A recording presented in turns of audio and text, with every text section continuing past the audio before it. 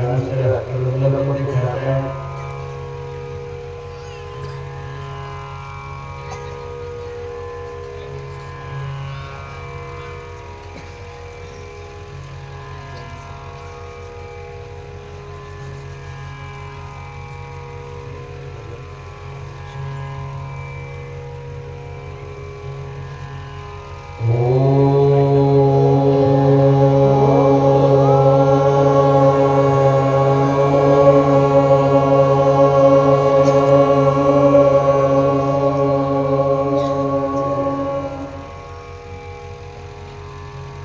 धर्मात्मांच्या पुण्यात्मांच्या सहयोगानं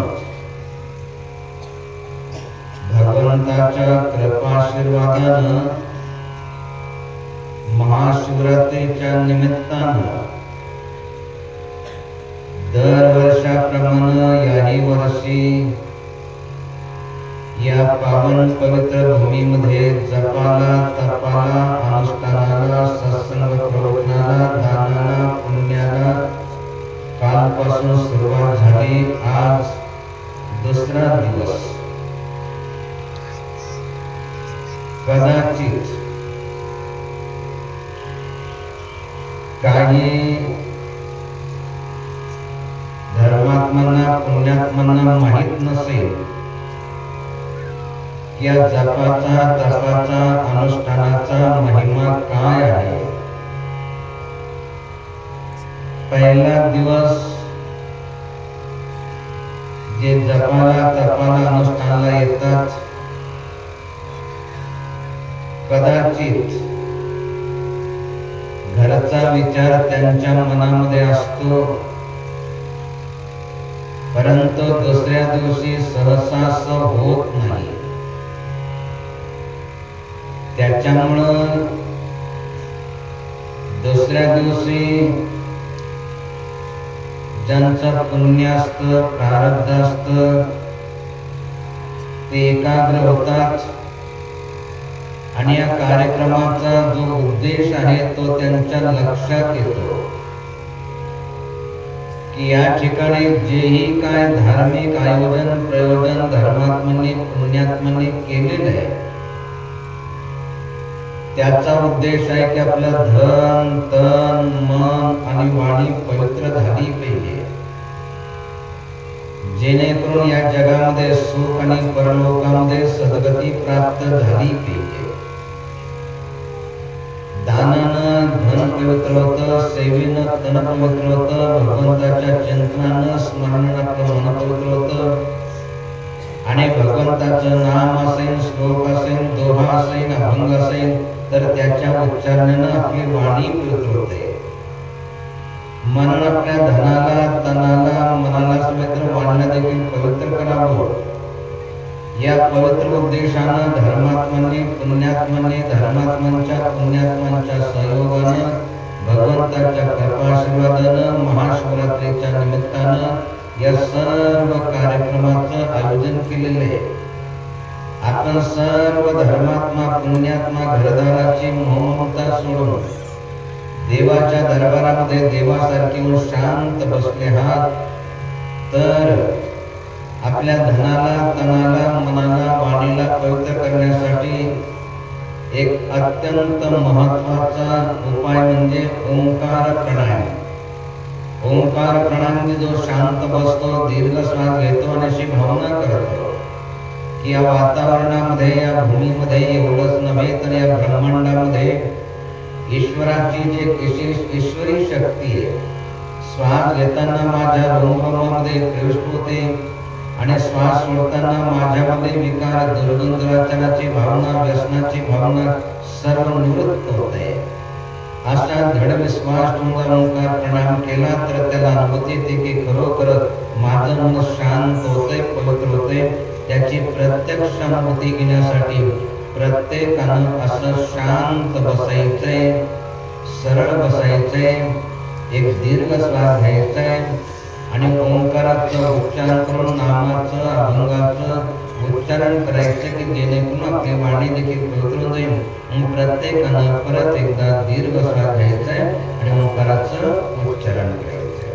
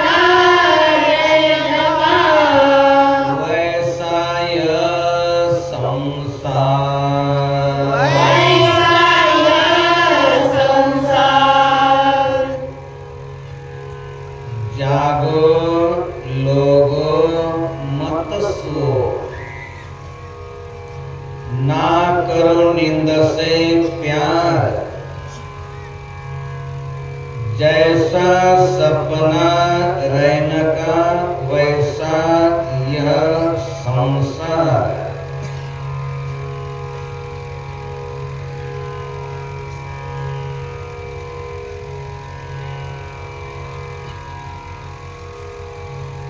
सत्संग प्रवचन सुरू होण्याच्या पूर्वी महापुरुष एक अत्यंत महत्वाचा उपदेश करतायत। प्रत्येकानं लक्षपूर्वक ऐकायचं आणि मृत्यूच्या शेवटच्या क्षणापर्यंत रात्रंदिवस लक्षात ठेवायचं, असा अत्यंत महत्वाचा हा उपदेश आहे। महापुरुष म्हणतात की जागा, जागो लोगो मत सो, झोपू नका। एवढंच नाही तर पुढं म्हणतात ना करून निंदसे प्यार. झोपेबद्दल अत्यंत आसक्ती असता कामा नये. किंवा बरेचसे महापुरुष असे म्हणतात की जागला तो जगला आणि झोपला तो मेला. मरू नका म्हणजे अधोगतीला जाऊ नका. त्याच्यासाठी जागला तो जगला. जागा जागो लोको मत असो. मला झोप आली पाहिजे अशी इच्छा करू नका. असं ऐकल्यानंतर बऱ्याच जणांना असं वाटेल की ज्ञानी पुरुष असताना देखील असं का सांगताय की झोपू नका, झोप नाही आली पाहिजे. जसं शरीराला अन्नाची आवश्यकता आहे, पाण्याची आवश्यकता आहे, त्याप्रमाणे प्रत्येकाला झोपेची देखील आवश्यकता आहे. आपण दररोज जेवण करतो, आपण दररोज पाणी पितो, दररोज आपण झोप घेतो. त्या झोपेबद्दल चालू नाहीये. प्रत्येकानं जसं जेवण केलं पाहिजे, सकस आहार घेतला पाहिजे, निर्जंतुक चांगलं पाणी पिलं पाहिजे, त्याप्रमाणे आपण व्यवस्थित झोप घेतली पाहिजे. आणि जर समजा योग निद्रा जर आपल्याला घेता आली तर खूप चांगली. ज्या योग निद्रेमध्ये थोडं जरी झोपलं तर शरीराला प्रचंड शक्ती मिळते. ज्या योग निद्रेमध्ये कसल्या प्रकारचा विचार राहत नाही. काही काही रात्रभर स्वप्न पडत राहतात. म्हणजे ज्याला सुसुप्ती अवस्था म्हणतात, गाढ निद्रा म्हणतात, तर त्यांना ती लागत नाही. रात्रभर काही ना काही स्वप्न पडत राहतात आणि ज्या दिवशी रात्रभर स्वप्न पडत राहिले तर त्या दिवशी आपलं कोणत्याही कामामध्ये मन लागत नाही, कारण चांगली झोप झालेली नसते.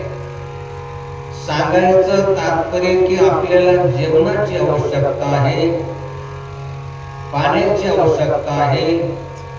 त्याप्रमाणे शरीर किती थकलं असेल, अगदी आता काम नकोसं वाटत असेल, परंतु थोडंसं झोप घेतली की आपलं शरीर पूर्ववत कामाला तयार होतं.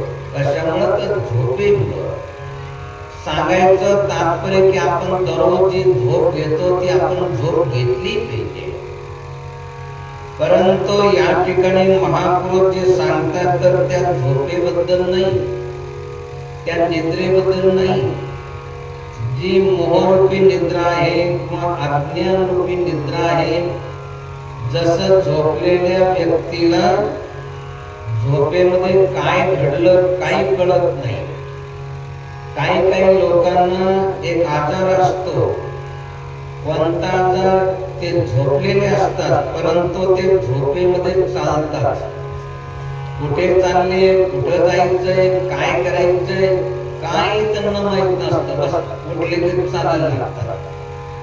आता असे व्यक्ती आपण जास्त बघितलेले नसेल, परंतु बरेचसे लोक झोपेमध्ये बोलतात. काय म्हणतात त्याला? बरळतात. म्हणजे बोलतात ते चांगले, आपल्याला स्पष्ट ऐकू येतं. आणि त्याला जर समजा तो मोठमोठ्याने बोलायला लागला, दुसऱ्याला झोप येत नाही, मग त्याला जागी करतात. त्याला म्हणतात काय बोलत होता रे, तो बिलकुल काय बोलत होता? बोलत होता, परंतु झोपेमध्ये असल्यामुळं काय बोलत होता त्याला माहित नाही. असे बरळणारे व्यक्ती जास्त नसतात, परंतु कितीतरी लोक असे आहेत की ते जागृत असून देखील, चालत बोलत असून देखील ते काय बोलतात, काय करतात, कशासाठी करायचं, कुठून आले, कुठं जायचे, मृत्यूनंतर आपल्याला कुठं जायचंय, आपण जे कर्म करतोय त्या कर्माचा आपल्याला काही चांगला लाभ होणार आहे किंवा नाही हे काय कळत नाही. बस करायचं म्हणून करत राहतात. तर असे जे लोक आहेत ते सर्व झोपलेले आहेत. अशा झोपलेल्या लोकांना सांगतात की जागो लोगो मत सो ना करो नींद से प्यार, जैसा सपना रहने का वैसा यह संसार. तर जसं जोपर्यंत स्वप्न चालू आहे तोपर्यंत आपल्याला ते स्वप्न सत्यच वाटतं, त्याच्यामध्ये काही मिथ्या वाटत नाही. जसं स्वप्न पडलं आपल्या प्रियजनांचा कोणीतरी जवळचे नातेवाईक किंवा आई वडील भाऊ बहीण यांचा मृत्यू झाला, अशा प्रकारे किंवा घरामध्ये चोरी झाली, तर अशा प्रकारे स्वप्न जोपर्यंत चालू तोपर्यंत ते सत्यच वाटतं. परंतु एकदा जर का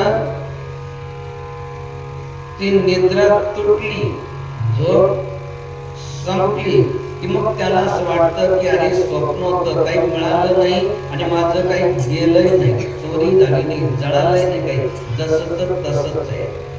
सांगायचं तात्पर्य की जोपर्यंत हा संसार चालू आहे तोपर्यंत हे मिळालं ते मिळालं, हे मिळालं नाही ते मिळालं नाही, हे चोरी झालं, हे अशा प्रकारे घडत राहतो. परंतु हे माझं हे माझं अशा प्रकारे करत राहतो, ते सत्य वाटतं. परंतु हे जसं स्वप्नामध्ये सर्व सत्य वाटतं त्याप्रमाणे जोपर्यंत ही जागृती देखील एक प्रकारचा संसार देखील हा स्वप्नवत आहे. आणि मृत्यूचा झटका आला की मग कळतं की आपण कुणाची नाही आणि आपलं कोणी नाही. ज्यांना आपलं मानत होतो त्यांनीच आपल्याला उचललं, मसनामध्ये जाळून टाकलं आणि आपल्या सुखासाठी ते चालल्या गेले. आपलं कोणी नाही आणि आपण आता कुणाच नाही. त्यांनी आपलं पिंडदान करून आपल्याशी जो संबंध होता तो सर्व तोडून टाकला. सांगायचं तात्पर्य की हा संसार जो आहे सर्व स्वप्नाप्रमाणे आहे. असं केवळ संतच म्हणतात असं नाही. देवांचे देव महादेव, ज्या महादेवाच्या महाशिवरात्रीच्या निमित्तानं आपण या ठिकाणी आले आहात, तर ते देवांचे देव महादेव माता पार्वतीला निमित्त करून आपल्या सर्वांना सांगतात की गिरिजा कहे मैं अनुभव अपना, सतहरी भजन जगत सब सपना. की हे गिरिजे, की कितीतरी वेळेस ही सृष्टी निर्माण झाली, कितीतरी वेळेस ही लोक पावली आणि हे सर्व मी जाणतो. तर या संसाराचा अनुभव काय आहे मला जो आहे तो मी तुला सांगतो. गिरिजा कहे मैं अनुभव अपना, सतहरी भजन जगत सब सपना. हे सर्व संसार जो आहे स्वप्नाप्रमाणे मिथ्या आहे. मग सत्य काय? सतहरी भजन. रात्री देखील सांगितलं होतं की सत्यम सत्यम पुन्हा सत्यम हरेर नामेव केवलम. पूर्वी सत्य होतं, आता सत्य आहे. आणि कितीतरी युग गेले तरी तो परमात्मा सत्यच राहणार आहे. म्हणून सत्य स्वरूप परमात्म्याचं चिंतन स्मरण आपण केलं पाहिजे. आणि या ठिकाणी रात्रंदिवस केलं पाहिजे, आयुष्यभर केलं पाहिजे. आणि रात्रंदिवस आयुष्यभर भगवंताचं चिंतन स्मरण करायचं असेल तर त्याच्यासाठी कथेच्या, कीर्तनाच्या, प्रवचनाच्या निमित्तानं तशी सवय लावून घेतली पाहिजे. आणि या ठिकाणी आले आहात तर काय करा की थोडंसं भगवंताचं चिंतन करा, स्मरण करा, भजन करा. नमः शिवाय, नमः शिवाय.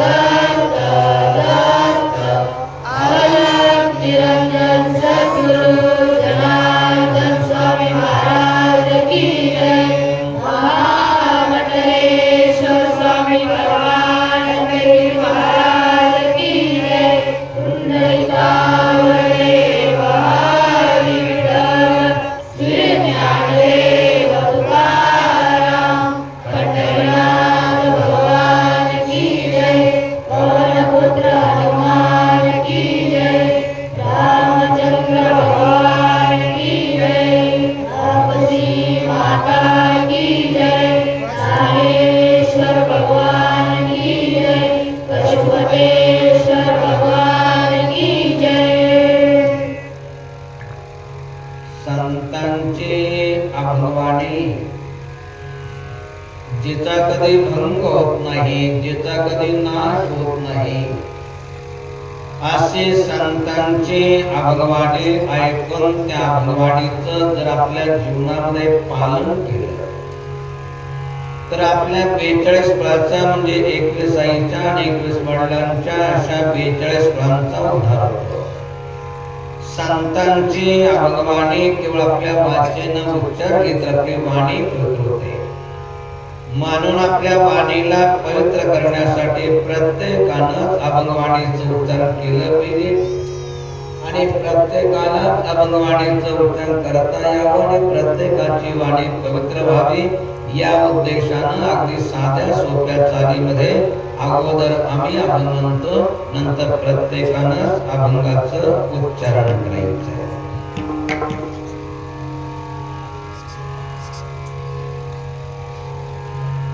कोणाचे घरदार रमजळ संसार, कोणाचे घरदार रमजळ संसार, कोणाचे घरदार रमजळ संसार, कोणाचे घरदार रमजळ संसार, तुझा तो विचार करे बाबा, कोणाचा विचार करी बाबा, कोणाचा विचार करी बाबा.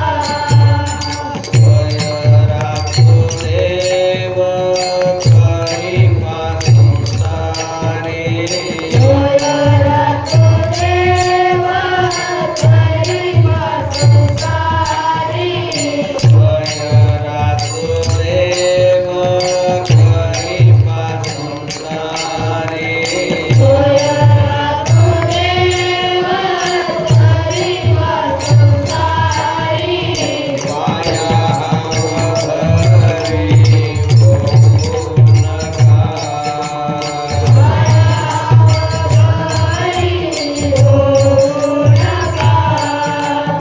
वाया हरी होऊ नका, ठाकोनी परता,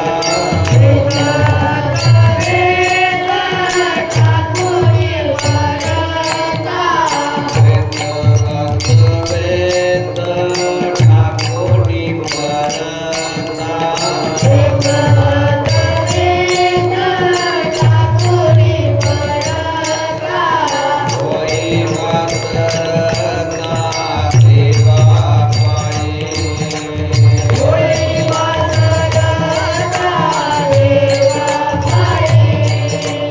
होई वासना देवा पायी, एका जनार्दनी देवा विना तुझ,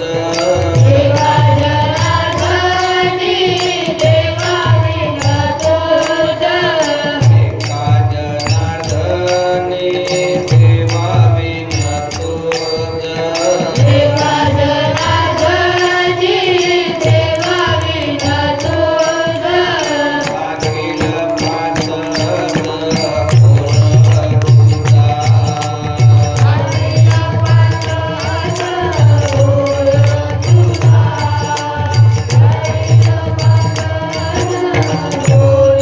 तुझा,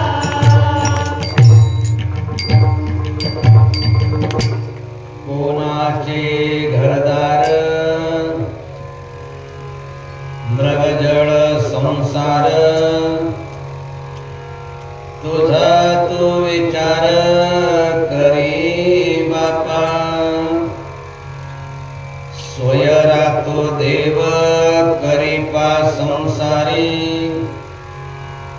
वाया हवा भरी होऊ नका वेत अद्वैत टाकुनी परता होई वासरता देवा पायी एका जनार्दनी देवाविन तुझ राखेल पासद कोण तुझा एकनाथ महाराजांचा 4 चरणाचा हा अभंग. या अभंगामध्ये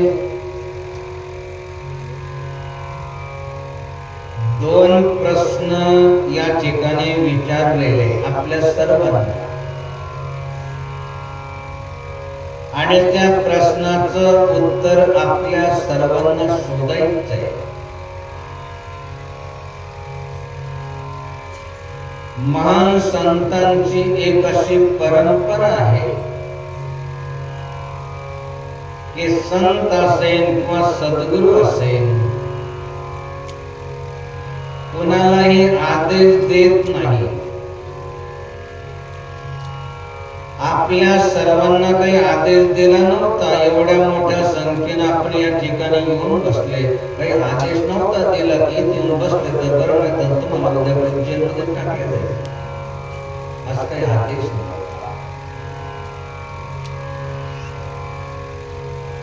धर्मात्मा पुण्यात्मा संतांच्या आदेशाची वाट पाहत नाही. त्यांचा उपदेश हाच आदेश समजून आपल्या जीवनामध्ये पालन करतात. कारण त्यांना माहित असतं की जर का न्यायालयाचा आदेश पालन केला नाही, पोलीस येतात आणि सरळ त्याला उचलून घेऊन जातात आणि जेलमध्ये टाकतात आणि त्या ठिकाणी त्याला यमयातना देतात. तसं धर्मात्मा पुण्यात्मा जाणतात की संतांचा उपदेश आदेश म्हणून जर आपण आपल्या जीवनामध्ये पालन केलं नाही तर यमदूत येतात आणि घेऊन जातात, नरकामध्ये टाकतात, नंतर 84च्या गतीला पाठवून देतात.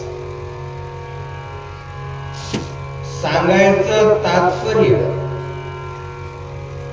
की संत कुणाला आदेश देत नाही. आपल्याला काही आदेश दिला नव्हता की आपण प्रवचनाला यावं. जे भक्तमंडळ होतं, भक्तमंडळ आहे, त्यांनाही काही आदेश दिला नाही की अनुष्ठानाला बसले त्यांची तुम्ही सेवा करा, त्यांच्या फलाराची तुम्ही व्यवस्था केलीच पाहिजे. किंवा जे धर्मात्मा पुण्यात्मा या ठिकाणी सत्संग प्रवचन येतात तर त्यांच्या प्रसादाची व्यवस्था तुम्ही केलीच पाहिजे, असं काही आदेश नाही. परंतु धर्मात्मा पुण्यात्मा जाणतात की आपलं काहीतरी भाग्य आहे की अशा धर्मात्मांना पुण्यात्मांच्या सेवेची आम्हाला काहीतरी संधी मिळाली, त्यांनी आम्हाला संधी दिलेली, काहीतरी त्यांची व्यवस्था करण्याची, सेवा करण्याची आम्हाला संधी मिळाली. त्यांचे आमच्यावर उपकार आहे, आमचे त्यांच्यावरती नाही. कारण कधी दान करायचं बऱ्याच जणांची इच्छा असते पण पुण्यात्मा सापडत नाही. घेणारे पुण्यात्मा सापडत नाही. पापी तर पुष्कळ सापडतात, व्यसनी तर पुष्कळ सापडतात, पण पुण्यात्मा सापडत नाही. जर पाप्याला दिलं तर त्यांचं पाप मिळतं आणि पुण्यवानाला दिलं तर त्यांचं पुण्य मिळतं. सांगायचं तात्पर्य काही आपल्याला आदेश नव्हता दिला.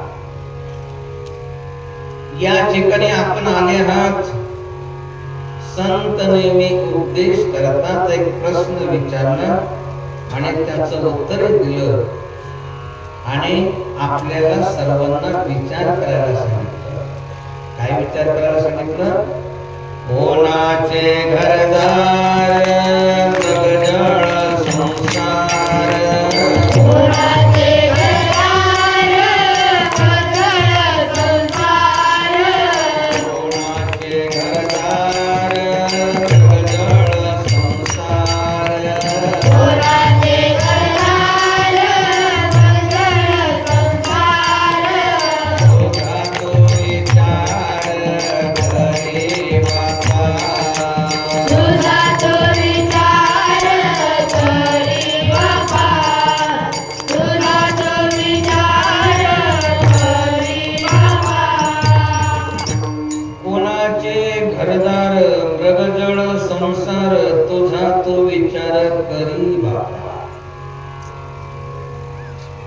आपल्या सर्वांना विशेष करून जे संसारी आहे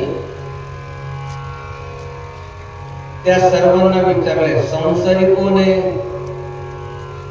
तुका म्हणे नाही निरसला देह तोवरी अवघे संसारिक. हा देह कुणाचा आहे? या देहाचं सार्थक कसं करावं हे ज्याला कळत नाही ते सर्व संसारीच आहे. आणि एका दृष्टीनं बरेचसे म्हणतात पहा या संताचा संसार, देवाचा संसार, संताचा संसार. संसार तर सर्वच करतात, आपणही करा, करू नका असं म्हणत नाही. परंतु कसं करा की निरासक्त करा. संसार तर करावाच लागेल, संसार सोडा असं म्हणत नाही.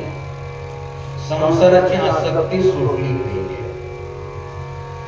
आपण सर्व जन्माला आलो, आम्ही असेन, आपण असेन, संत असेन, भगवंत असेन, कुठे जन्माला आले? संन्यासाच्या घरी थोडेच जन्माला आले, ग्रस्ताश्रमीच्या घरी जन्माला आले. म्हणजे सर्व ग्रस्ती आहे, संसारी आहे. सांगायचं तात्पर्य की महापुरुष देखील संसार करतात,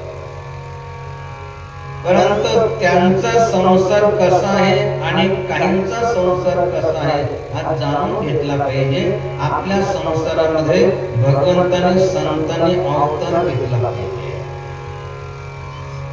असं जर वाटत असेल तर त्याच्यासाठी या संसाराची मोहममता सुटली पाहिजे. संसारामध्ये राहणं दोष नाही, पण संसारामध्ये आसक्त होऊन पाप कर्म करणं हा दोष आहे. संसार केल्यानंतर कोणी नरकाला जात नाही. जगद्गुरु तुकाराम महाराजांनी संसार केला, नामदेव महाराजांनी संसार केला, एकनाथ महाराजांनी संसार केला. आपण संसार करताय, आमचा संसारच आहे. काय संसार आहे? एवढंच तुमचं थोडंसं कमी संसार आहे, आमचा थोडासा सांगण्यासारखा संसार थोडासा मोठा आहे. तुम्हाला काळजी एकदम मुलाचं कसं येईल? आमच्याकडे 4 ते 4.5 विद्यार्थी, पण त्यांची चिंता नाही आम्हाला. आपण एक चिंता करू नका, एक लक्षात ठेवा. 7-8 दिवस इथं राहणार आहे, 7-8 दिवस 8-15 दिवस बाहेर जातो, चिंता नसते काही. पाहू जाता एक देव त्यांनी निर्मिले सर्वांना पाणी तोची देतो, प्रेमी सर्व सांभाळतो. तो परमात्मा सांभाळ करेल आणि करतो तो सांभाळ. अन्यथा आपल्या मुलांसाठी 10-15 रुपये मागितले तर कोणी सहसा लवकर देत नाही, पटकन काढले लगेच मुलांना देऊन टाकले, असं नाही होत. आणि या मुलांसाठी 1-1 लाख रुपये लोकांनी जमा केले. 1 लाख रुपये त्यांची मुलं नाही तिथं कोणीच. कशासाठी? त्या मुलांसाठी. सांगायचं तात्पर्य की संत संसार करतात, करत नाही असं नाही, परंतु निरासक्त संसार. आणि निरासक्त आपल्याला संसार करायचा असेल तर हा संसार कसा आहे ते जाणून घेतलं पाहिजे. संसार बाधक नाहीये, संसाराची आसक्ती बाधक आहे. त्याच्यासाठी आसोनी नसावे, नसोनी असावे, कीर्तन करावे वेळोवेळा, अशी वृत्ती झाली पाहिजे. परंतु अशी वृत्ती व्हायची असेल तर त्याच्यासाठी संसार सोडा असं म्हणत नाही. काही काही लोक संसार सोडतात पण संसाराची आसक्ती सोडत नाही. आणि संसाराची आसक्ती सुटली पाहिजे. आणि संसाराची आसक्ती सुटायची असेल तर त्याच्यासाठी संसार कसा आहे हे जाणून घ्यायचंय. 2-3 लक्षण फक्त ऐकायचे. पहिलं लक्षण सांगितलं कोणतं? होनाचे घरदार प्रगजळ संसार. होनाचे घरदार प्रगजळ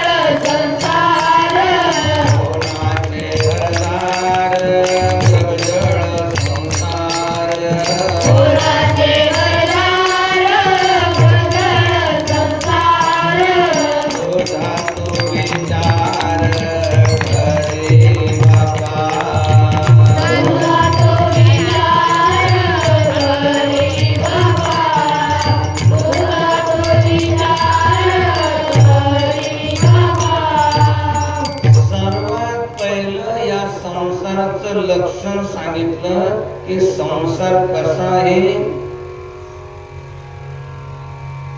त्याच्यासाठी प्रश्न विचारला. कोणाचे घरदार, घरदार म्हणजे घराचं दारच नाही, ज्याला आपलं मानतो. काय काय आपलं मानतो? ज्याला त्यांना विचार करायचा आहे. घराला आपलं मानतो, शेतीला आपलं मानतो, बंगल्याला आपलं मानतो. ज्याला आपण आपलं मानतो ते कुणाच आहे? तुझा तू विचार करी बाबा, ते कुणाच आहे? आता काही काही म्हणतील त्याच्यात काय एवढं नवले, आमचंच आहे, कोणाच आहे? आमचंच नाव आहे. एवढं जर साधं सोपं उत्तर असतं तर एवढा प्रश्न विचारला नसता आणि आपल्याला विचार करायला नसता सांगितलं. तुझा तू विचार करी बाबा. इथं विचार करा, घरी गेल्यानंतर करा, आज करा, 7-8 दिवसांना करा, पण करा. तुझा तू विचार करी बाबा. मग आपल्याला समजेल की हे संसार, हे घरदार, हे कुणाचं आहे. खरोखरच आपलं इथं थोडा विचार करा. घर असतं, त्या ठिकाणी जी मुलगी असते, समजा दुसरी मुलगी आली तर ती विचार कोणाच घर, ती म्हणजे माझंच घर. मुलगा असला घरामध्ये, त्यांना जर दुसरा मुलगा आला, त्याचा मित्र, त्याला विचार कोणाचं घर आहे, तो माझंच घर. त्या घरामध्ये एखादी स्त्री राहत असेल, दुसरी स्त्री आली, तिला विचार कोणाचं घर आहे, ती माझंच घर. त्या ठिकाणी एखादा पुरुष राहत असेल, दुसरं विचार कोणाचं घर आहे, तो माझंच घर आहे. एवढंच काय, त्या घरामध्ये जे मांजर असतं ना, दुसरं मांजर आलं ते म्हणतं म्याऊ. इथं नाही ऐकतं, इथली गुंजर नाही धरायची. या घरात हे घर माझं आहे आणि इथली गुंजर देखील माझीच आहे. पुत्र आलं असलं तर ते दुसऱ्या पुत्राला देत नाही, कारण ते मानतं की हे घर आपलं, माझं आहे. सांगायचं तात्पर्य की घर कुणाचं आहे? मग मांजराचं आहे, गुंजराचं आहे, स्त्रीचं आहे की पुरुषाचं आहे, मुलाचं आहे की मुलीचं आहे? खरं म्हणजे कुणाचंच नाही. 200-300 वर्षापूर्वी ज्याला आपलं मानतो ते आपलं नव्हतं आणि 200-400 वर्षानंतर आपलं राहणार नाही. सांगायचं तात्पर्य एवढा जर विचार आला ना आपल्या मनामध्ये, हे जे भांडण आहे ना, हे रागद्वेष आहे ना, मारामारी आहे ना, हे सर्व सोडून द्यायचं. 2 दिवस राहायचंय, 2 दिवसानंतर चाललं जायचंय. जसं धर्मशाळेमध्ये जातात तर त्या ठिकाणी भांडण, कारण ते म्हणतात की 2-3 दिवसांचा आपलं जायचं, आपलं आहे काय.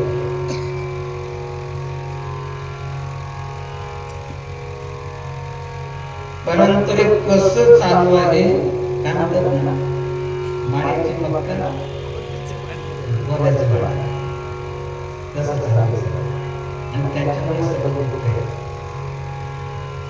त्याच्यासाठी हे जर विचार केला, तुझा तो विचार करी बाबा. आपला आपण विचार करा आणि विचार जर केलं तर मग कळून येतं की पहिलं आपलं नव्हतं, नंतर आपलं राहणार नाही. देह देवाचे, धन कुबेराचे, येथे मनुष्याचे काळ आहे. काही दिवसांसाठी आपल्याला या ठिकाणी मिळालेलं आहे, तर त्याचा विचार आपण केला पाहिजे. सांगायचं तात्पर्य की मृगजळ, कोणाचे घरदार, मृगजळ संसार. जसं मृगजळ आहे, मृग म्हणजे हरिण आणि जळ म्हणजे पाणी.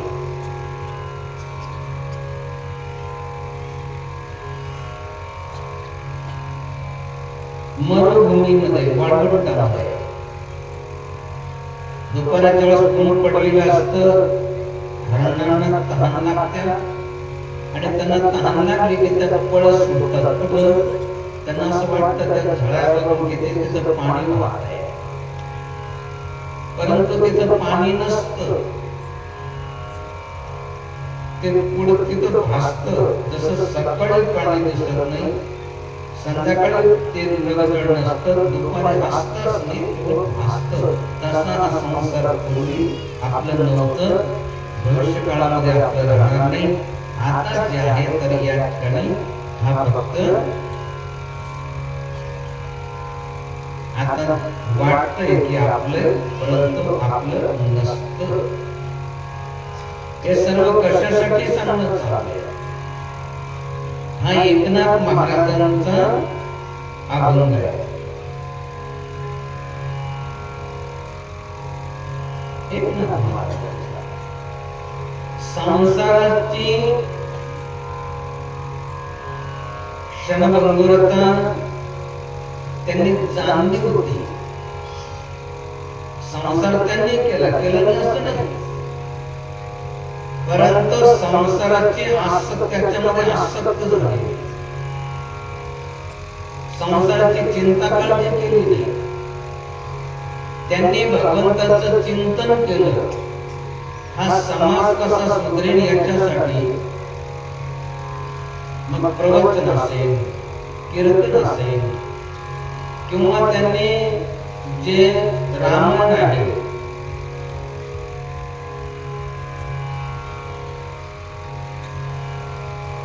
जे वाल्मिकी ऋषीनं ज्याची रचना केली, संस्कृत मध्ये असल्यामुळे ते सर्वांना समजत नव्हतं, म्हणून साध्या सोप्या भाषेमध्ये त्यांनी भावार्थ रामायणाची रचना केली.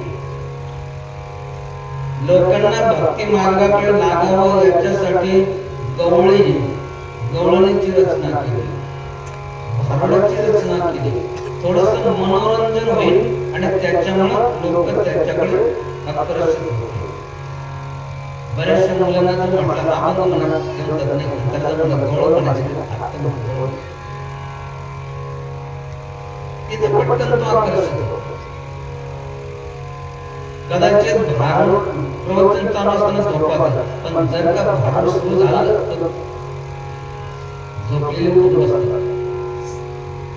सांगायचं तात्पर्य की आपलं मनोरंजन करण्याचा त्यांचा उद्देश नव्हता. त्यांचा उद्देश होता की कोणत्या तरी मार्गाने जे तमाशाकडे जाणारे, जे नरकाकडे जाणारे, अधोगतीकडे जाणारे, त्यांना थोडस मनोरंजन करून का होईना, पण त्यांचा उद्देश मनोरंजन करण्याचा नव्हता. त्यांचा उद्देश होता की आपल्याला परमार्थाकडे लावता आलं पाहिजे.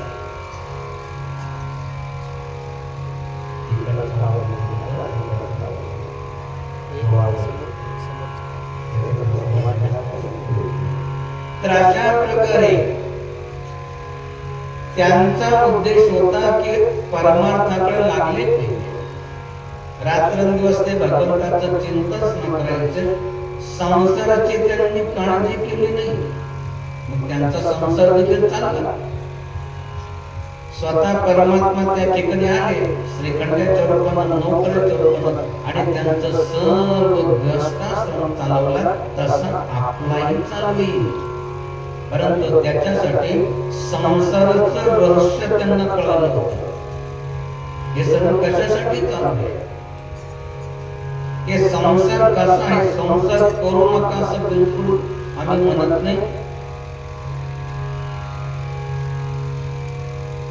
एकनाथ महाराजही म्हणत नाही, जेवढे महान संत असेल तेही म्हणत नाही की तुम्ही संसार करू नका. कारण सर्व जन्माला आले पुढे गृहस्थाश्रमामध्ये, संसारामध्ये जन्माला आले. सांगायचं तात्पर्य की संसार कसा आहे, कोणाचे घरदार नगदळ संसार तुझा तू विचार करी बाबा. त्यांनी विचार केला होता आणि त्यांना कळालं होतं की हा सर्व संसार मृगजळाप्रमाणे मिथ्या आहे, त्याच्यामध्ये असत्य राहायचं नाही. ज्यांच्या सत्तेनं हा संसार चालतो तर त्या भगवंताची भक्ती केली पाहिजे, लोकांना त्या मार्गाला लावलं पाहिजे, आपण तरुण जगाला तारलं पाहिजे.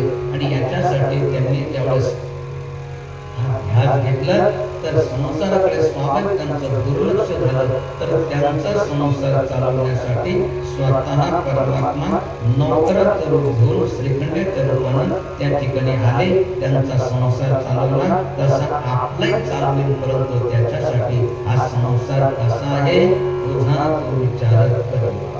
आपला विचार करा. क्या नामदेव महाराजांचा संसार देखील परमात्म्याने चालवला. एवढंच नाही तर त्यांचं लग्न देखील भगवंतानं लावून दिलं, असं त्यांच्या जीवन चरित्रामध्ये वर्णन आहे. त्यांचा संसार चालवला आपलं चालवलं. आपण जर त्यांच्यासारखे निरासक्त झाले, त्यांच्यासारखं संसाराचं स्वरूप जाणलं तर कसं जाणलं त्यांनी? एका अभंगामध्ये ते म्हणतात संसार कसा आहे? जळे गोड गोडे देखता देखता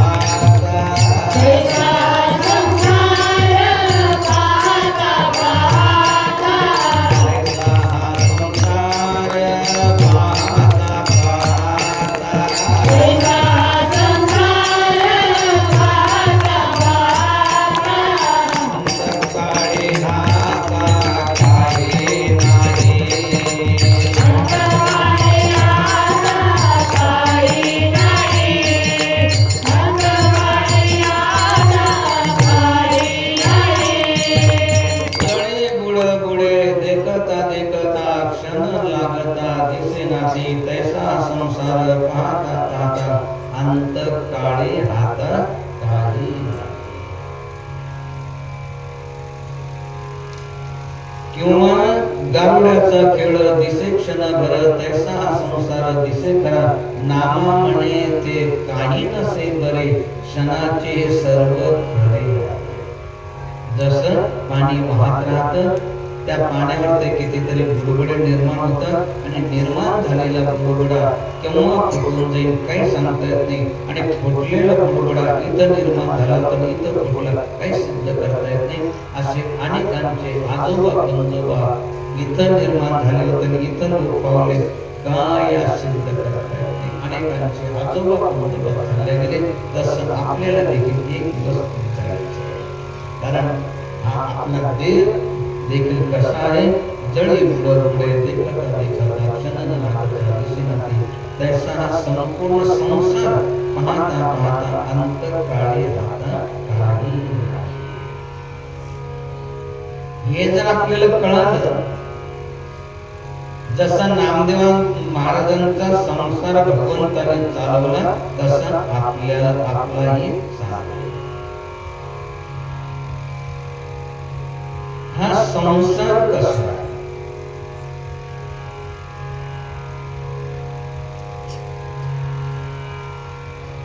एक निर्मळ महाराज गेले, त्यांनी देखील संसाराचं स्वरूप सांगितलं.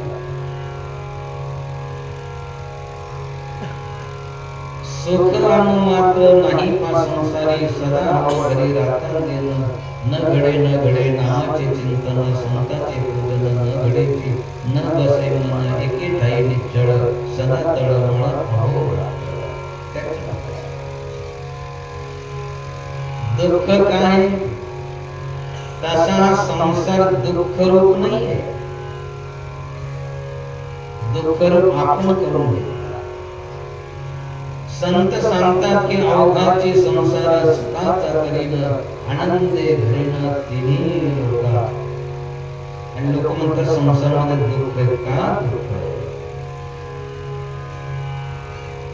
की संसारामध्ये सुख मानलं, संसाराचे सुख सुख म्हणून नाही, पुढे दुःख पाहिजे आणि मला दया दुःख नाही, अंत पारताना काळाची यातना भोगावे. हा संसार सुखमय म्हणून त्याच्यामध्ये आसक्त झाले आणि ज्यांच्या सत्तेनं हे सर्व चालतं त्या परमात्म्याला विसरून गेले म्हणून हे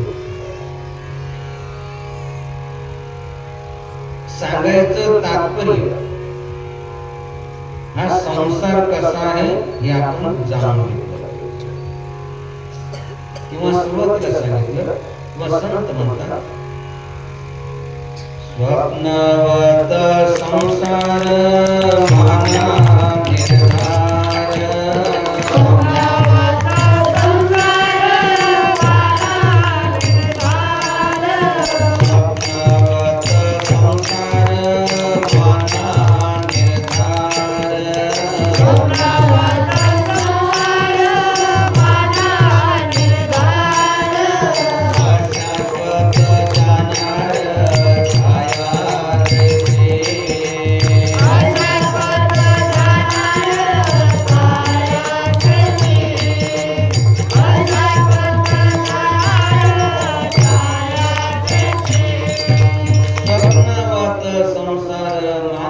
निर्धार किंवा हेच जे उदाहरण दिलं ते सुरुवातीला भगवान शिवाचा अनुभव उमा कहेवमय अनुभव अपना सत्य हरि भजन सगळ जगत एक दृष्टांत आपल्याला सांगितला होता, तो जरी आपण समजून घेतला तरी हा संसार कसा आहे आपल्याला कळत. जनक महाराज दुपारी वामकुक्षी घेण्यासाठी थोडेसे पलंगावरती पडले. जसं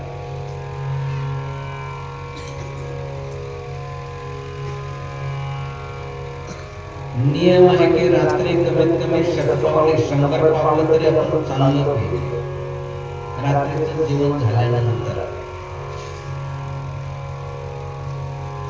आणि दुपारी वामकुक्षी म्हणजे डाव्या कुशीवरती थोडंसं झोपलं पाहिजे. झोपलं पाहिजे झोप येते पाहिजे असं थोडंसं पडलं असं म्हणतात तर उजवी नाकपुढे चालू होते आणि त्याच्यामुळं जठराग्नी प्रवृत्त होतो आणि जेवलेलं सहज पचून जातं. म्हणून ते असे पडले थोड्यामध्ये. तेवढ्यामध्ये त्यांनी बघितलं की त्यांचा शत्रू पक्षाचा राजा आला आणि त्या राजाने त्यांच्यावरती आक्रमण केलं. आक्रमण केल्यानंतर काही सैनिक मारले गेले, काही पळून गेले आणि त्याच्यामध्ये त्यांनी त्या जनक राजाला पकडलं आणि पकडल्यानंतर सांगितलं की राजन, आम्ही खरं म्हणजे शत्रू पक्षाला पकडल्यानंतर जिवंत सोडत नाही, परंतु तुमच्यावरती आम्ही दया करतोय. आपण काय करा की 3 दिवसाच्या आत तुमचं राज्य सर्व सोडून चालल्या जा दुसऱ्या राज्यामध्ये.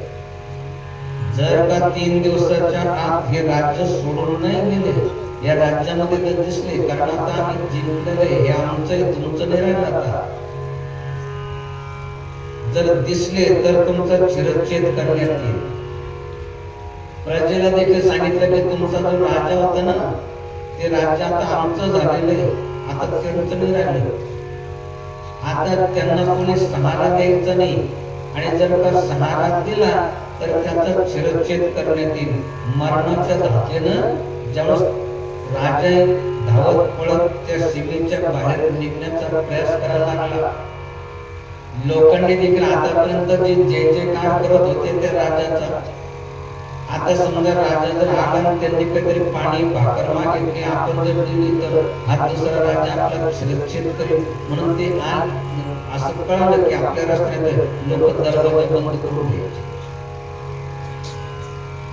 3 दिवसाच्या आत कसं तरी करून त्या राजानं आपल्या राज्याची सीमा ओलांडली, दुसऱ्या सीमेमध्ये गेला. रात्रंदिवस धावत पळत त्या ठिकाणी गेला होता. त्याचे राजवस्त्र देखील या दुसऱ्या राजानं काढून घेतले होते. जणू काय भिकारी बनवून त्याला सोडून दिलं होतं. भूकाला अत्यंत भूक लागली.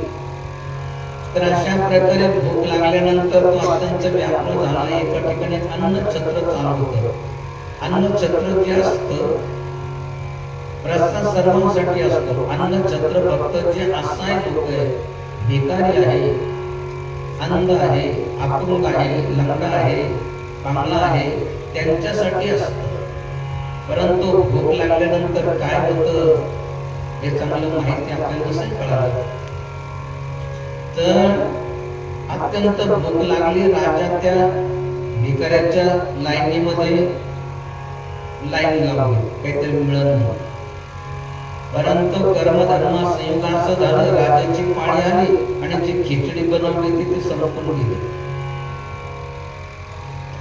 हे म्हटले चला आता काही नाही आमच्याकडे. अहो म्हटले खूप भूक लागली, काहीतरी द्या. म्हटले आम्हाला जेवढं बनवून द्यायचं सांगितलं होतं तेवढं आम्ही बनवून दिलं, आता आमच्याकडे काही नाही. अहो म्हटले खूप भूक लागली, काहीतरी द्या. म्हणजे डागलेली खिचडी काय म्हणतात खरडर ते आहे थोडंसं पाहिजे का? म्हटलं ते चालेल. ते घेतलं आणि खाणार तेवढ्यामध्ये 2 बैलाची टक्कर सुरू झाली आणि ती आली त्या राजाकडे. राजाकडे आल्यानंतर असं वाटलं की बस आता यांच्या चेंगरीमध्ये आता मरतो. म्हणून राजा मोठ्यानं ओरडला, ओ धावा धावा, मेलो मेलो, सोडा सोडा. तो राजाचा आवाज ऐकला. तिथं सैनिक आले. जनक महाराज की जय हो, अन्नदाता की जय हो. हे सर्व काही नव्हतं झालं, हे स्वप्नामध्ये बघितलं होतं. सर्व स्वप्न पडलं होतं आणि त्या स्वप्नामध्ये हे सर्व तो भिकारी झाला होता. राजा जसा होता तसाच होता. काही युद्ध झालं नव्हतं, काही झालं नव्हतं, फक्त स्वप्न पडलं होतं. हे स्वप्नामध्ये राज्य चाललं गेलं, भिकारी झाला आणि अशा प्रकारे त्या भिकाऱ्याच्या लाईनीमध्ये लाईन लावली. राजा विचार करायला लागला, अंग थरथर कापतंय, लवकर त्यांना बोलते देखील येत नाही. कसं तरी म्हटलं की धावा धावा, पळा पळा, मेलो मेलो. आणि हे सर्व आले जसं स्वप्न पडलं, अगदी गाढ स्वप्न पडलं. विशेष करून लहान मुलांना समजा ते जर घाबरला असेल ना दिवसात, समजा एखाद्या कुत्र्याला, ते रात्री जे आहे त्या स्वप्नामध्ये ते झटकून कुत्र कुत्र म्हणायला लागतं, मोठ्यानं ओरडायला लागतं. आई म्हणते कुठं कुत्रे, तर म्हणते काय कुत्रे. मग आई म्हणते अरे दरवाजा लागलेला आहे, मी तुझ्या जवळ झोपलेले. मग त्याच्या लक्षात आलं की अरे ते स्वप्न होतं. तसं राजा विचार करायला लागला की हा काय प्रकार आहे. आता मी राजा होतो, आता भिकारी झालो. मग आता हे सत्य की ते सत्य. आता लोकांना म्हणा की मी भिकारी झालो होतो, तर लोक म्हणतील खरोखर तसं म्हणायचं काय, त्या सगळ्यांना चला. म्हणून राजानं सांगितलं हे कशासाठी चाललोय.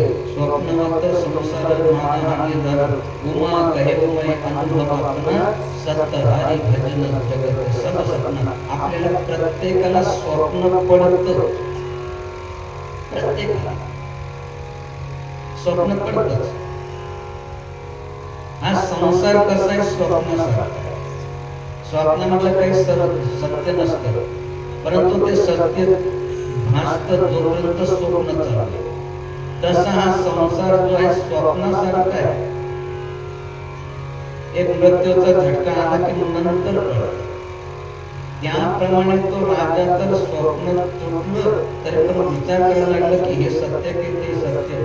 अनेक विद्वानांना त्यांना विचारलं की हे सत्य की ते सत्य. आता हे सत्य का ते सत्य कोणालाच काही कळेना, पण शेवटी अष्टावक्र मुनी आले आणि त्यांनी सांगितलं की राजन, हे सत्य नाही आणि ते सत्य नाही. म्हणजे जे विकार पण होतं ते सत्य नाहीये, तसं हे राज्य देखील सत्य नाहीये. आणि ज्यावेळेस राजाच्या लक्षात आलं की हे राज्य देखील भिकाऱ्यासारखं मिथ्या आहे, हे राज्य देखील सत्य नाहीये, तर मग राजानं असं राज्य केलं की त्याच्यामध्ये कसल्या प्रकारची आसक्ती ठेवली नाही, की ज्या राजाच्या ठिकाणी सीता माता अवतरित झाली. त्याच्यामुळे त्यांनी जाणलं होतं की हा संसार सर्व मिथ्या आहे. म्हणून आपण देखील काय करा, स्वप्नवत संसार मना निर्धार, स्वप्नवत संसार मना निर्धार, स्वप्नवत संसार मना निर्धार, स्वप्नवत संसार मना निर्धार, शाश्वत जाणार छाया जैसी, अशाश्वत जाणार छाया जैसी, अशाश्वत जाणार छाया जैसी, अशाश्वत जाणार छाया जैसी. जसं उन्हाळ्यामध्ये एखादं ढग आलं, त्या ढगाची सावली किती वेळपर्यंत, तसं आज जे काय आपल्या जीवनामध्ये आहे, हे थोडंसं बरं झालं, ते थोडंसं बरं झालं, हे किती दिवस बरं राहणार आहे? एक दिवस हे सर्व सोडून जावं लागणार आहे. सांगायचं तात्पर्य की हा संसार जो आहे तर कसा आहे, कोणाचे घरदार मृगजळ संसार तुझा तू विचार करी. हा संसार तर विचार केल्यानंतर कळतं की हा संसार जो आहे मृगजळाप्रमाणे मिथ्या आहे, स्वप्नाप्रमाणे अशाश्वत आहे, किंवा पाण्याच्या बुडबुड्याप्रमाणे क्षणभंगूर आहे. म्हणून आपण काय करायचं, बरं जगाचा विचार केला, जन हे सुखाचे दिल्या घेतल्याचे अंत हे काळीचे नाही होय. अंत काळी काळाची हे ओढी पडेला जेव्हा सोडविना तेव्हा माय बाप आई भाऊ बहीण पत्नी एवढंच काय सोडविना राजा देशाचा चौधरी आणि सोयरी भली भली. किती मोठे सोयरे असेल तर ते आपल्याला काळाच्या तावडीतून सोडू शकणार नाही. म्हणून शेवटच्या चरणामध्ये एक प्रश्न विचारला, तुका म्हणे एका जनार्दने देवाविना तुझ राखीला कसं कोण तुझा. सोयरे धारे सोडू शकणार नाही, मग त्या सर्व सोयरे धाऱ्यांना सोडून द्या.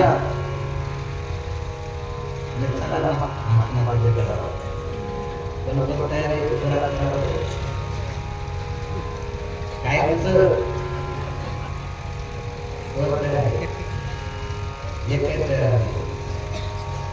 मग काय करा बरं, सोयऱ्या धायरे किती आपण त्यांच्याशी प्रेम केलं तरी ते सोयरे धायरे आपल्याला काळाच्या तावडीतून सोडू शकणार नाही.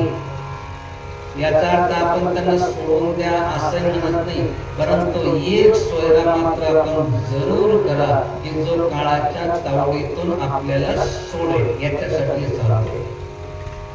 मग कोणता सोयरा करा?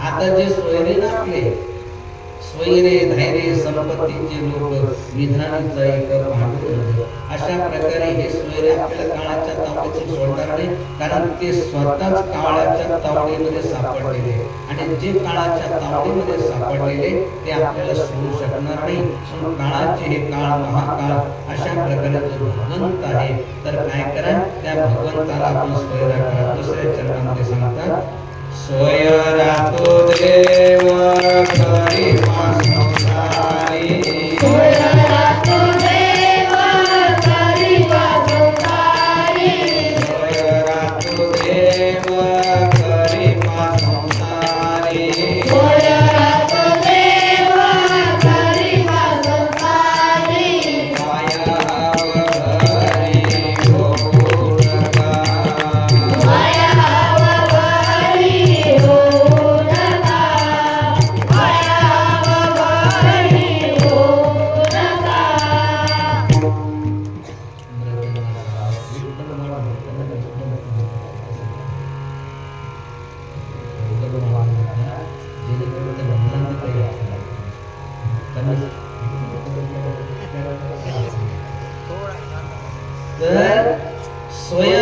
राखो देव करीपा संसारी वाया अवघरी देवाला स्वय राखा. आता तो देव कसा आहे, द्वैत आहे की अद्वैत आहे याच्या विचारात जास्त पडू नका. त्याच्यासाठी तिसऱ्या चरणामध्ये सांगतात द्वैत द्वैत टाकोनी परता.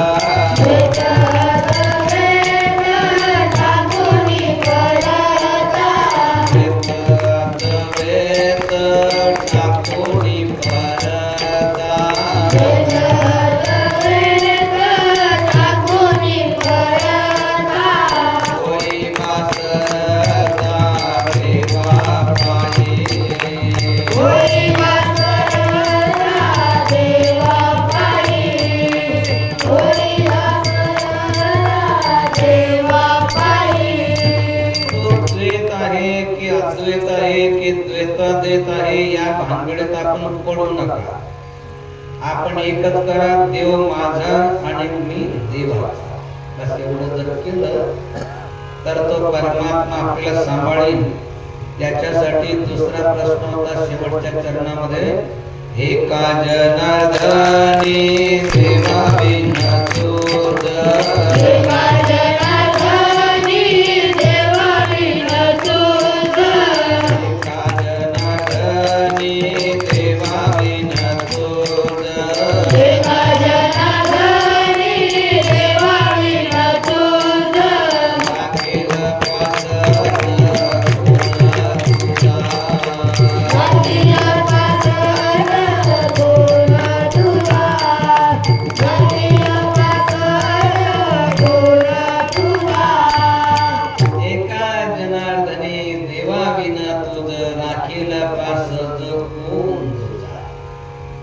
भगवंताशिवाय कोणी सोडू शकणार नाही.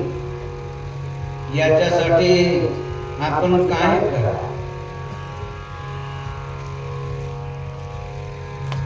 भगवंतावरती विश्वास ठेवा की तो सोडून काळाच्या तावडीतून.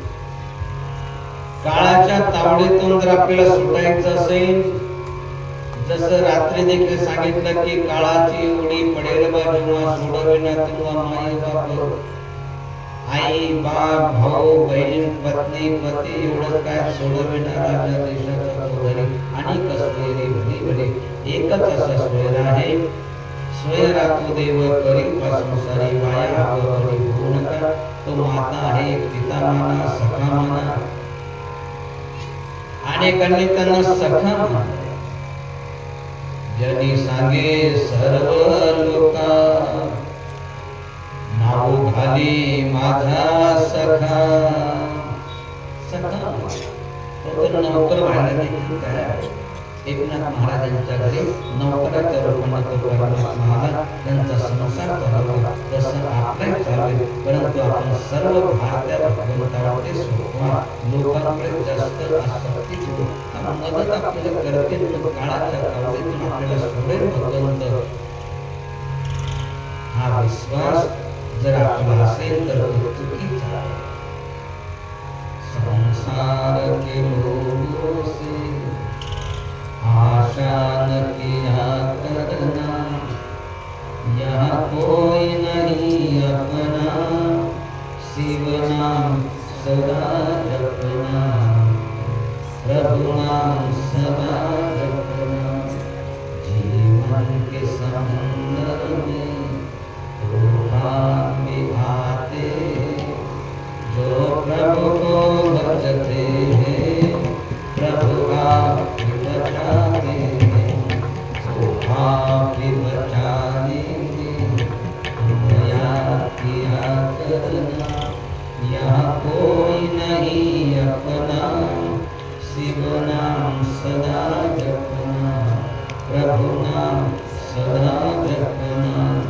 मत भूल रहे बंदे, ये देश बेगाना है, इस दुनिया में आकर वापिस भी जाना है. माया के चक्कर से दिन रात बचा करना, यहाँ कोई नहीं अपना, शिव नाम सदा जपना यह सोच रहे बंदे प्रभु तुमसे दूर नहीं भक्तों का दुखी होना प्रभु को मंजूर नहीं भगवान को आता है भक्तों पे दया करना यहाँ कोई नहीं अपना प्रभु नाम सदा जपना प्रभु की याद सदा करना। महाभारत का प्रसंग।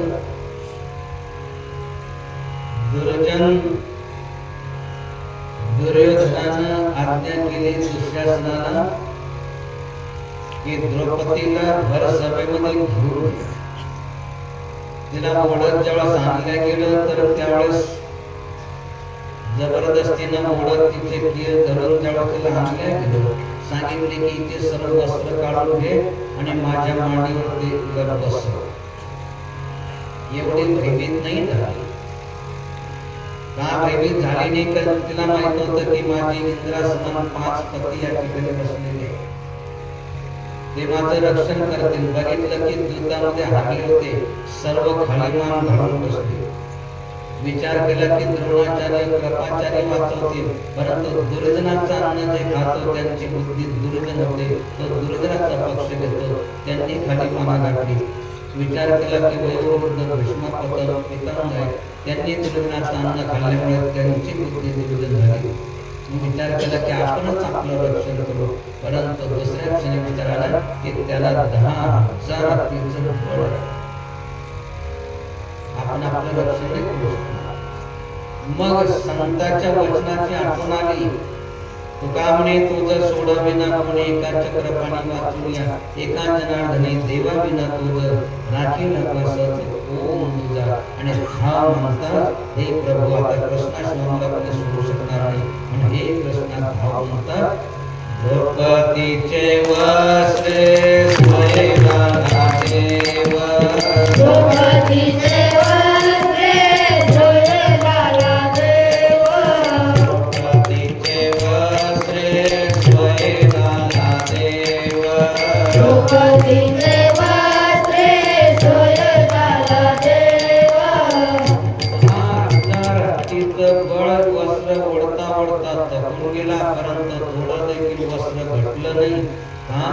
भगवंत रक्षण यह सोच रहे बंदे प्रभु तुमसे दूर नहीं भक्तों का दुखी होना प्रभु को मंजूर नहीं भगवान को आता है भक्तों पे दया करना यहाँ कोई नहीं अपना प्रभु नाम सदा जपना.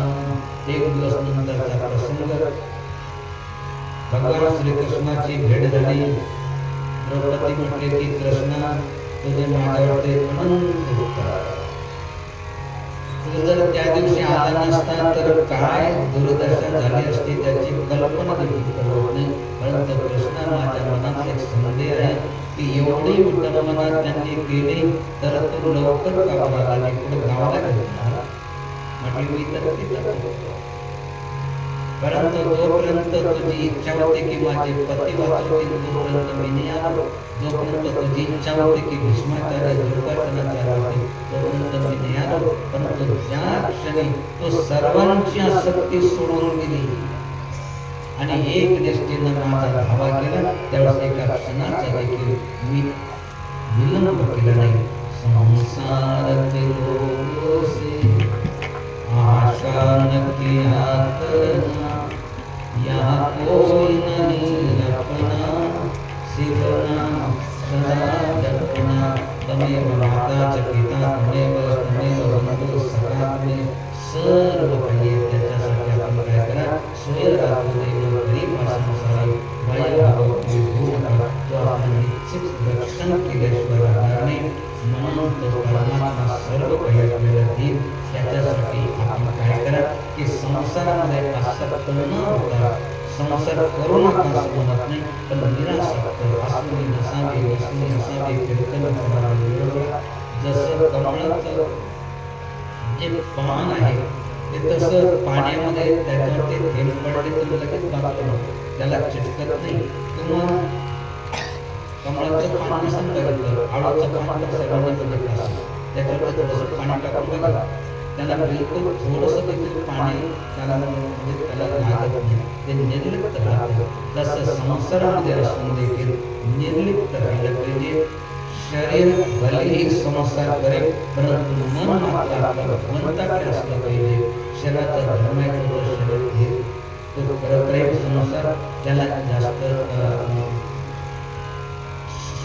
या शरीराला जे काय प्रारब्धाप्रमाणे प्रारब्ध जोडे धन प्रारब्ध वाढीमान प्रारब्ध पुत्रकांताजन प्रारब्ध ज्याप्रमाणे आपला प्रारब्ध असेल त्याप्रमाणे संसार होईल. पुरुषार्थानं मात्र आपण भगवंताचं चिंतन स्मरण केलं पाहिजे आणि भगवंताकडे धन द्रव्य ऐश्वर्य न मागता एकच मागितलं पाहिजे. तसं तर भक्ती करतो तर परमात्म्याला आपलं मानतो, तर त्याच्या मुखाकडे परमात्मा पाहत राहतो की हा काहीतरी मागेल आणि मी त्याला देईन. परंतु भगवंताचा जो भक्त असतो तो काही मागत नाही, परंतु भगवंत दिल्याशिवाय नाही. जसं या ठिकाणी जे भक्त येतात त्यांनी काही असं इच्छा नव्हती की या ठिकाणी आम्ही येतो एवढ्या रात्रीमध्ये तर आमच्या प्रसादाची जेवणाची व्यवस्था इथं झाली पाहिजे, काही त्यांची इच्छा नव्हती. परंतु परमात्म्याची या ठिकाणी कृपा की अशा प्रकारे परमात्म्याची इच्छा या ठिकाणी एवढे भक्त या ठिकाणी येतात तर त्यांच्या प्रसादाची व्यवस्था या ठिकाणी झाली पाहिजे. आणि या दृष्टीनं ती प्रेरणा भगवंताने धर्मात्म्यांना पुण्यात्म्यांना केली आणि अशा प्रकारे दररोज आपल्या प्रसादाची व्यवस्था त्या भगवंतानं पुण्यात्म्यांना प्रेरणा करून आपल्या या ठिकाणी करून दिली. तर अशा प्रकारे तो परमात्मा सर्वदिन आपल्याकडे मागू नका आणि मागायचं असेल तर एकच मागा, काय मागा? जे जगद्गुरु तुकाराम महाराजांनी मागितलं, काय मागितलं? संतांची या सेवा कैसा प्रेरणा हो नामाचा कैसा आहे याची थोडं चिंता लागली मनासी निजचा निर्देश नागे डोळा देवता जीवनी लागे थोडं थोडं वाटत एका विशेष ऐशा संकटी पाव प्रकरणी आणि लागे संतपदी प्रेम झाले एक प्रमाण संतांची समजली झाली पाहिजे. धर्म आहे, धर्म आहे, पाप आहे, पुण्य आहे, सद्गती कशी होते, दुर्गती कशी होते हे आम्हाला कळायला पाहिजे आणि रात्रंदिवस तुझं स्मरण चिंतन आमच्या मनात घ्यायला पाहिजे. म्हणून प्रभू अशी कृपा कर. प्रभु कृपा करोयि भाति जगति भजन करो दिन राति जयति श्रीवा श्री जानकी जयति शिवा शिव जानकी